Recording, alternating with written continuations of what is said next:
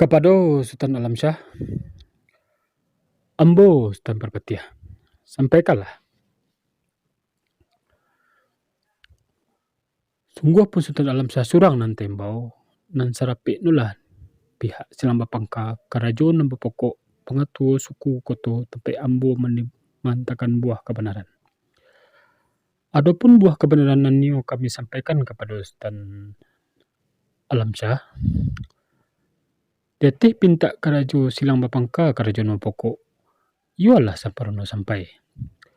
Kandak tulah samparono buliah. Artino bana nasi teletaklah semua dimakan.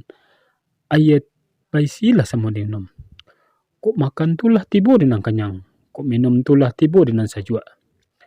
Alhamdulillah kabarino. Baa sekarang iko kini biasa jua menuri adai. Baranti selapi harak perundiang sesudah makan. Kini ko aduh nan terasu-rasu di hati terkilang-kilang di mato. Niat nak menyampaikan ke silang bapangka karajo nan pokok. Pengatua suku koto. Itulah buah penitahan nan ditibukan kepada Sultan Alam Shah.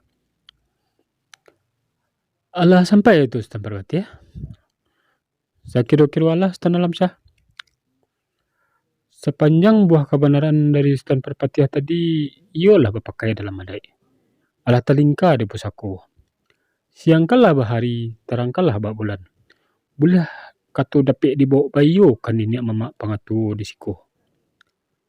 Dek karena Allah babari izin ambo menyampaikan, insya Allah ambo terangkan.